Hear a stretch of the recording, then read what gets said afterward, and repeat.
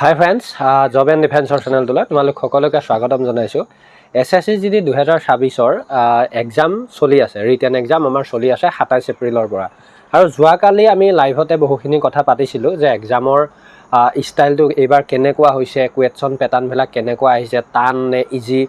তো এই ভিডিঅ'টোতো মই আজি যিটো 28 এপ্ৰিলৰ দিনাখন বৰ্তমানলৈকে এক্সাম হৈ গৈছে, চ' তাৰ ৰিভিউ মই তোমালোকক দিব বিচাৰোঁ। আৰু লগতে আমি এতিয়া ইয়াৰ পিছত আমি কি কৰিব পাৰোঁ বা এইবাৰ কাট অফৰ প্ৰভাৱটো কেনেকুৱা হয়তো লাষ্টলৈকে পৰিব পাৰে নৰ্মেলাইজেশ্যন নিদিয়াকৈ। তো এই ভিডিঅ'টোত সেই কথাখিনি তোমালোকক মই অলপ আভাস এটা দি দিব বিচাৰিছোঁ। চ' ভিডিঅ'টো তোমালোকে চোৱা আৰু কেইটামান সৰু সৰু আপডেট চ' শেষলৈকে চালে কথাবিলাক গম পাবা। তো ফাৰ্ষ্ট পইণ্টটো হ'ল আজি 28 এপ্ৰিল আৰু আজি মই কেণ্ডিডেটৰ লগত অলৰেডি আগবেলাতে কথা পাতিলোঁ, মানে ফাৰ্ষ্ট শ্বিফ্টটো দি অহা কেণ্ডিডেটৰ লগতে মই কথা পাতিলোঁ, ফিমেলছ এগৰাকীৰ লগত। চ' তাৰ পৰা মই এটা কথা গম পালোঁ যে যোৱাকালি আমাৰ এক্সাম পেটাৰ্ণ যেনেকুৱা হৈছিলে ছেম বুলিয়ে ক'ব পাৰি, খালি কিছুমান মানে কি যে যোৱাকালি কিছুমান বস্তু মানে বদলিছিল আৰু আজি অলপ কিছুমান বস্তু বদলা দেখা গৈছে। সেই বস্তুখিনি কেনেকুৱা, ধৰি লোৱা যোৱাকালি হিন্দীটো, এতিয়া যোৱাকালি বহুতেই মানে 27 তাৰিখৰ কেণ্ডিডেটে বহুতে কৈছে যে হিন্দী অহা নাই। হিন্দীটো মানে কি আহিছে যে ইংলিছৰ কিছুমান বস্তু ডিক্সনেৰী তেনেকুৱা হিচাপত মানে সুধিছে। চ' আজিও তেনেকুৱা হৈছে, কিন্তু কথাটো হ'ল হিন্দীত মানে কি আজি অলপ তাতকৈ বেছি মানে বেলেগকৈ দিছে। আৰু কথাটো কেনেকুৱা হৈ পৰিছে, মই ফাৰ্ষ্ট এইটো কৈ ল'ব লাগিব। এইবাৰ আমি যদি অসমৰ কেণ্ডিডেট এজনে এক্সামটো ভাল কৰি থৈ আহিবলৈ বিচাৰোঁ, তেতিয়াহ'লে মোৰ মতে বা কেণ্ডিডেটে কোৱাৰ হিচাপত এতিয়ালৈকে যিখিনি কেণ্ডিডেটে দি আহিছে কৈছে, তেওঁলোকৰ মতে এটা কথাই কৈছে যে যিখিনি তোমালোকে জানা সেইখিনি মানে 100% যে কাৰেক্ট হ'ব সেই লেভেলত কৰি থৈ আহিব লাগিব। মানে যিখিনিয়ে কৰিছা শুদ্ধকৈ কৰি থৈ আহিব লাগিব। লাগে তুমি 35টা বা 40টা যদি কুৱেশ্যন কাৰেক্ট কৰি থৈ আহিছা, তো সেইকেইটা কাৰেক্টে কৰি থৈ আহা। বাকী কৰা নকৰা পিছৰ কথা, কিন্তু যিকেইটা কৰিছা সেইকেইটাই শুদ্ধকৈ কৰা। সেই লেভেলত কৰিলে মানে এইবাৰত এটা ভাল মাৰ্ক মানে পোৱাৰ চান্স থাকিব বা এটা মানে তোমাৰ এক্সামটো ভাল হৈছে বুলি ক'ব পৰা যাব। কিন্তু কথাটো হ'ল কি, এইবাৰ কনফিডেন্স ডাউন আৰু লগতে মানে কৰি থৈ অহাৰ পিছতো কনফিডেন্স লেভেলটো একেবাৰে ডাউন হোৱাৰ ছাবজেক্ট দুটা, আৰু সেইটো হ'ল GK আৰু হিন্দী। মানে কি এইবাৰ দুটা ছাবজেক্টে অলপ টান কৰি দিছে, GK আৰু হিন্দী। হিন্দীটো এই লেভেলৰ টান, মানে কি হিন্দীত আমাৰ অসমৰ কেণ্ডিডেট এজনে 14টাৰ পৰা 15টাহে যেনে তেনে কৰিবলৈ মানে পাৰিছে। 5টা বা 6টা কুৱেশ্যন কৰা মানে একেবাৰে টান হৈ পৰিছে। আৰু যদি কোনোবাই টোক্কা মাৰিছে, তো টোক্কাত লাগিছে যদি সেইটো বেলেগ কথা, কিন্তু নিজৰ ফালৰ পৰা কৰাটো টান হৈ পৰিছে।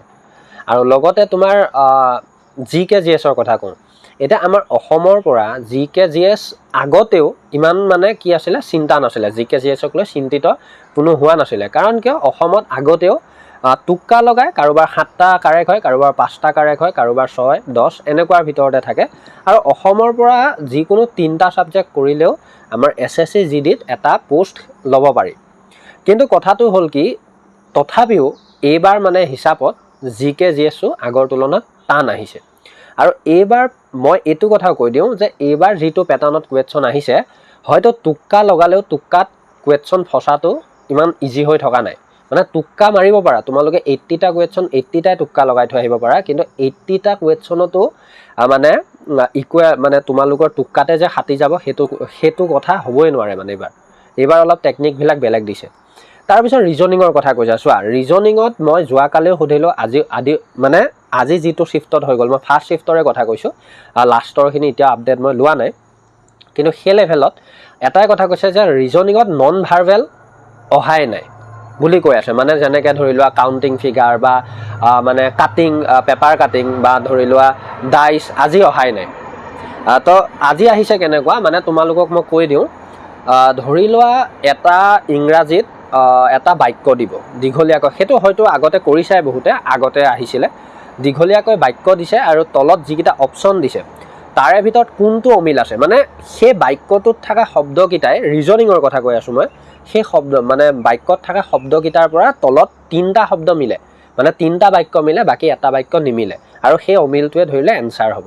তো তেনেকুৱা আহিছে। তাৰপিছত ধৰিলে কেলেণ্ডাৰৰ 2টা আহিছে। কেলেণ্ডাৰৰ কেনেকুৱা আহিছে জানানে, 2000 মানে আজি যদি এইটো বাৰ আছিল, মানে আজিৰ ডেটত বা 2026 চনৰ আজিৰ ডেটটোত এইটো বাৰ আছিল, তো 2035 চনৰ এইটো ডেটত কি বাৰ হ'ব বা 2035 চনৰ এইটো বাৰত কি ডেট পৰিব, সেই লেভেলত আহিছে। 2035 চনক লৈ এটা কুৱেশ্যন আহিছিলে কেলেণ্ডাৰত। তাৰপিছত আৰু তেনেকুৱা এটাই আহিছে কেলেণ্ডাৰত।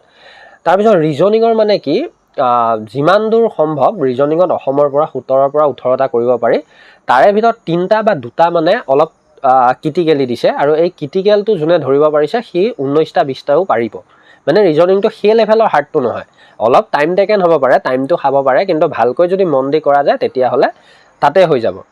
তাৰপিছত যদি মই কওঁ অংকৰ কথা, মই এইবাৰ যোৱাকালিও পালোঁ আৰু আজিও পালোঁ সকলোতকৈ ইজি বা সকলোতকৈ যদি ভাল বুলি ক'বলৈ যাওঁ তেতিয়াহ'লে আমি মেথছৰ কথাই ক'ব লাগিব, মানে অংকৰ কথাই ক'ব লাগিব। আৰু অসমৰ পৰা এইটোৱে আমাৰ সকলোতকৈ বেয়া কথা হৈছে যে আমাৰ কেণ্ডিডেটখিনিয়ে অংকত বেয়া, বা অংকৰ টপিকটো নকৰোঁ বুলিয়ে যায় বা ঘৰত নাচায়। চ' সেইটোৰ কাৰণে অসমত এইবাৰ কাট অফ কম যাব বা মাৰ্কটো ডাউন যাব। কাৰণ কিয়, তেওঁলোকেও জানে যে অংক ছাবজেক্টটো বহুতেই বেয়া পায়, কিন্তু অংকটোতে তেওঁলোকে এইবাৰ ইজি কৰাই দিছে। কাৰণ কিয়, অংক যোনে বেয়া পায় ইজিটোও নোৱাৰে, টানটোতো নোৱাৰে, তো সেই লেভেলত তেওঁলোকে টেকনিক লগাই দিছে। তো অংক আৰু লগতে হিন্দী অংক আৰু ৰিজনিং, এই দুটা যদি ছাবজেক্ট তোমালোকে ভালকৈ কৰি আহিব পাৰা, আৰু লগতে যদি হিন্দী আৰু জিকেৰ ভিতৰত তোমালোকে যদি 7-8টাকৈ কৰি থৈ আহিব পাৰা, অসমৰ পৰা এটা সুন্দৰ পোষ্ট পোৱা যাব। এতিয়া কথাটো হ'ল কি, ভিডিঅ'টো মোৰ লং হ'ব পাৰে, কথাখিনি তোমালোকে মন দি শুনিবা, হয়তো 10 মিনিটৰো ভিডিঅ' হ'ব পাৰে। এইবাৰ মোৰ মতে অসমৰ পৰা 70-80 যিসকল কেণ্ডিডেটে পাব, মোৰ মতে ছেফ জ'নতে থাকিব। কাৰণ সেই লেভেলত আজি দুদিনৰ এক্সাম চাই ক'ব পৰা হৈছে ইয়াৰ পিছততো আৰু ইজি অহাৰ চান্স খুবেই কম, হয়তো টানহে আহিব পাৰে, কিন্তু ইজি অহাৰ চান্স খুবেই কম আছে। চ' সেই লেভেলত মই কথাটো কৈছোঁ যে এইবাৰ 60-70 যোনে পাব স্ক'ৰ, তেওঁলোকেও ছেফ জ'নত থকাৰে কিছু মানে তথ্য পোৱা গৈছে অসমৰ নিচিনা এখন ষ্টেটত। তাৰপিছত আৰু দুটা ইম্পৰ্টেণ্ট আপডেট মই দি দিওঁ। তোমালোকে যিসকলে এক্সাম দিব যাবা, বিশেষকৈ লাহোৱালৰ যিহেতু কলেজত হৈ আছে ডিব্ৰুগড়, চ' তাতে দুটা চেণ্টাৰ আছে। আজি কি হৈছে যে বহুখিনি কেণ্ডিডেট মানে ল'ৰা ছোৱালীয়ে কি হৈছে, লাহোৱাল কলেজত গৈছে, নহয় এটা পলিক্লিনিক বুলি কৈছে, পলিক্লিনিকত গৈছে, কিন্তু তেওঁলোকৰ এক্সাম লাহোৱাল কলেজতহে আছিলে। চ' তেওঁলোকক আকৌ তাৰ পৰা পঠিয়াই দিছে তালৈ। গতিকে তোমালোকে নিজে এড্ৰেছটো, লোকেশ্যনটো, পিনক'ড এইকেইটা বস্তু চাই ল'বলৈ চেষ্টা কৰিবা, মানে এডমিটৰ মতে, আৰু যিসকলে তাত এক্সাম আছে চাবলৈ চেষ্টা কৰিবা। আৰু তাৰ বাদেও আগৰ তুলনাত এইবাৰৰ প্ৰচেছটো অলপ বেলেগ বুলি কিয় কওঁ, কম্পিউটাৰত তোমালোকক মই বুজাই দিছোঁ। আগতে কি হৈছিল, আমি যেতিয়া কম্পিউটাৰৰ স্ক্ৰীণত বহোঁ, আমাৰ মানে কম্পিউটাৰৰ ওপৰত কেমেৰা নাছিলে, আৰু লগতে কি আমাৰ ধৰি লোৱা ষ্টাৰ্টিঙৰ আগতে আমাৰ ফেচটো দেখাই দিয়া নাছিলে। কিন্তু এইবাৰ অলপ টেকনিকটো বেলেগ, কেমেৰা লাগি থাকে। মানে কি, তোমালোকে যদি এক্সাম দি থকাৰ অৱস্থাত বেছিকৈ যদি ইফালে সিফালে এনেকৈ চাই বেলেগৰ লগত কথা আলোচনা কৰি থাকা, বা তেনেকুৱা যদি কিবা এটা লেভেলত থাকা, হয়তো তোমালোকৰ কেনচেল হৈ যাব পাৰে, মানে তোমালোকে এক্সাম দিও তোমালোকৰ এনচাৰ কি আউট নহ'ব পাৰে। চ' এই কথাটো লক্ষ্য ৰাখিবা। তাৰপিছতে আৰু এটা ইম্পৰ্টেণ্ট কথা মোক কৈছিলে যে কি হৈছে, যেতিয়া তাত এক্সাম দিবা, যিকোনো এটা চেণ্টাৰত, গুৱাহাটী হওক, ডিব্ৰুগড় হওক বা য'তেই নহওক, তোমালোকে যেতিয়া এক্সামটো দিবা, এক্সামটো দিয়াৰ পিছত যেতিয়া এক্সামটো শেষ হ'ব, তোমালোকক কি কৰিব, মানে ৰেজিষ্টাৰ কৰিব, ধৰি লোৱা যেনেকৈ আমাৰ স্কুলত কৰিছিলে। তো তেতিয়া যদি তোমালোকে নিদিয়া বা তোমালোকে উপস্থিত আছোঁ বুলি গমটো নিদিয়া, তেতিয়াহ'লে তোমালোকক মানে যিমানে এক্সাম নিদিয়া কিয় তোমালোকক ৰেজিষ্টাৰত নধৰিব, আৰু তেতিয়া তোমালোকে ফেক কেণ্ডিডেটতো পৰি যাব পাৰা। চ' সেই কথাটো এটা লক্ষণীয় বিষয়, বা তোমালোকে লক্ষ্য ৰাখিবা। বহুতে এইবিলাক কথা ইউটিউবত নকয়, কিন্তু মই কৈ দিছোঁ। চ' এই কথাখিনি লক্ষ্য ৰাখি এক্সাম দিবলৈ যাবা। আৰু সকলোতকৈ গুৰুত্বপূৰ্ণ কথাটোৱে হ'ল কি, এক্সামৰ যেতিয়া তোমালোকৰ এণ্ট্ৰি টাইম আছে, সেই এণ্ট্ৰি টাইমৰ মিনিমাম 1 ঘণ্টাৰ পৰা 1.5 ঘণ্টাৰ আগতে উপস্থিত হ'বলৈ চেষ্টা কৰিবা চেণ্টাৰটোত। আজি বহুতৰে লগত তেনেকুৱা লতিঘটি হোৱা দেখা গৈছে। চ' এটা কথা কৈছোঁ, এক্সাম দিব গ'লেই নহয়, এক্সামক লৈ সতৰ্কতা অৱলম্বন কৰিব লাগিব। চ' ধন্যবাদ, আৰু বাকী আমি কথা পাতি যাম, এক্সামক লৈ ডিছকাশ্যন কৰি থাকিম। যদি ভিডিঅ'টো ভাল পাইছা তেতিয়াহ'লে শ্বেয়াৰ কৰা, লগতে ছাবস্ক্ৰাইব কৰি জড়িত হোৱা। কাৰণ কিয়, ইয়াৰ পিছত আৰু ইম্পৰ্টেণ্ট কথা আমি আলোচনা কৰি যাম SSC GD 2026ক লৈ। তাৰ বাদেও মই ৰাতি লাইভতো আহি আছোঁ, অলপ দেৰি হ'ব, 9টামান বজাত হয়তো আহিম। চ' সেই লাইভটোত জড়িত হ'বা, আমি কথা পাতি যাম।